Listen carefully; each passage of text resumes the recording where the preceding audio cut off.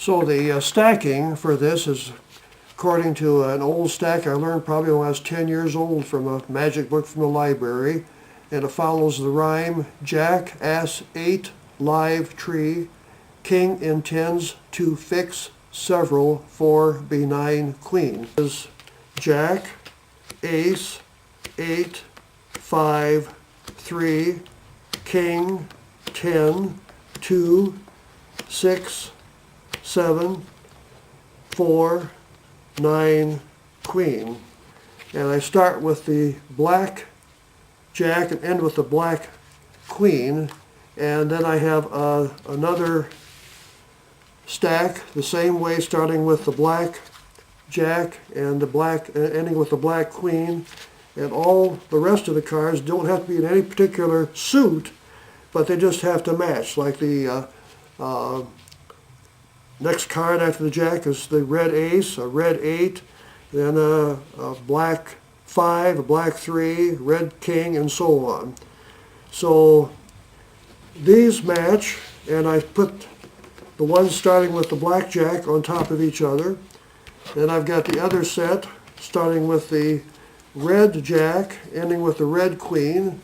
Put those on, and same thing here, red jack, red queen, everything matches in here. Put those on. Before starting the trick, what I do is give the cards a little bit of a bend, like that, so they're easy to cut. I put these in the box then, and take them out. I spread to show what matching pairs are, and really what I'm doing is showing them the cards are all mixed up. I don't want to tell them they're mixed up because then they may want to shuffle them, but they can see they're all not in any particular order. Then I say I don't need all these cards because the trick would be too long. I put them down. I just cut them into 2 piles. I can look, make sure I got a queen. If it's queens on the bottom, I've cut right with the bend in there. It's just easy to pick them up, and I've got both piles cut evenly. I have the spectator choose which one they want and discard the other. Then I want to divide these in half. What I look for is the queen, and when I find the queen and the jack here, I know that I've got the cards divided in half. And I just, of course I don't show them that I'm doing that, but I just divide it and look at it, say, oh, they look like they're pretty well equal. Then I've got directions here, and I just cover that pile. And what I need to do is get 6 cards on the bottom in order for my shuffling procedure to work out. So I have to put 6 cards on the bottom. So I kind of say to them, I have to make sure I'm going to have you choose numbers between 1 and 10. I have to make sure I have 10 cards here. So I count 3, 4, 5, 6. I got 6 cards off. Yes, that looks like 10, maybe more than 10, and I'm all set there.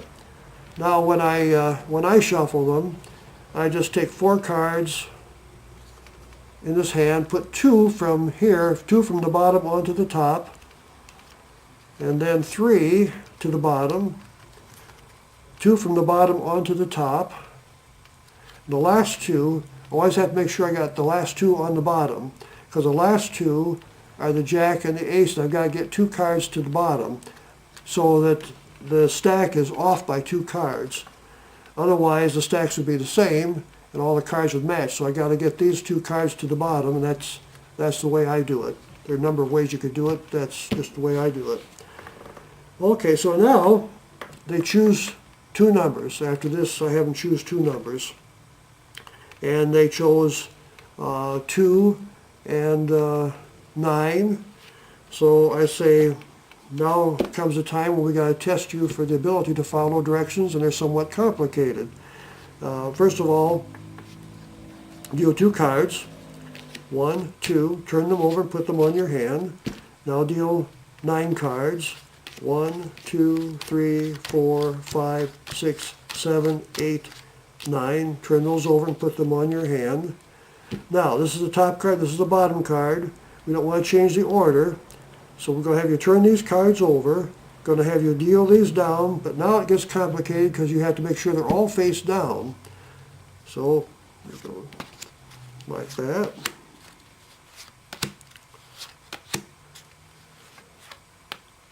Now, see, this one has to go face down because it is down.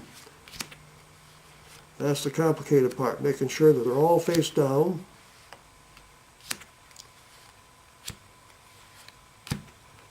And there we go. Now that they've done that, now they've got to use their intuition. So I kind of spread these so these are kind of clumped together. And I get these metal ones spread out and I leave the lower ones clumped together because I don't want them to get too low in the deck or real high in the deck. I'd like them to get into the middle. So I just say, now here we've got to have you follow directions and use your intuition. Over these cards here, run your finger back and forth, and when you feel like stopping, don't think about it, just stop. Let's say they stop here. Okay, pull that card out about halfway. Okay, so now you could have taken any of these or any of these. Now when I pull these out, I want 2 cards below this card because I want to shift this card 2 cards down so that it will match the other side. So when I pull this down, I just let myself get a little bit of a break there, square them up with that break with my little finger, square them up, and then just turn these to the side like that, pull this out, and this card sticks out. Now from there on, why, it's just a matter of dealing these out. Put those up there, and nothing matches.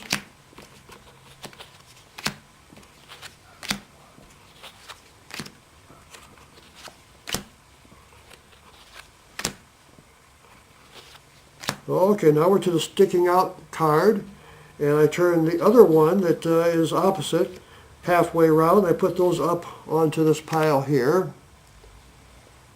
And what I want to do is make sure that these last 2 cards, I put this up, show that this doesn't match, but I want to make sure these last 2 cards, this one goes on, but this one doesn't quite come up. There's a little bit, I leave a little bit of a space between that, just a little bit, and put that on like that. And I say, well, we haven't found any matches. So let's pull out these cards, these face down cards. We'll put them over here. And then before I have them turn over anything, I just take this pile and just turn it over. So would you turn over this card? And they do, and they say, well, that's a 7 of hearts. And now I say, will you turn over this card? And while they're turning over this card, I just gather these up. So everybody's watching this turn over. And I push these down and I put these on top of these. Now when I do that, and I just turn them over, now I've taken the 2 that were on the bottom and put them on the top so these will match. Now there's other ways of doing it. You can hold it up and just take 2 cards and put it to the bottom. But while their attention is on this other card, they think I've done the same with this pile as I did with this, just square them up and turn them over. So then I put these up, and of course then everything matches. Now the nice thing about this is that once you've made this stack, going through the trouble of making the stack, you never have to do it again. All you have to do is put these 2 cards back in the right spot, put them back in the box, mark your box that's for this particular trick, and you never have to restack it. So it's always ready to go anytime you want to do it. Yeah, there are 2 reasons for having the test directions written down. One is so I don't forget what I'm doing, because if I forget one step, well, the whole trick is messed up. But also so the spectators can see that I'm not changing things to produce a certain outcome. That's all written down there in advance, and they follow these directions, and I'm not making any changes to make this trick work out.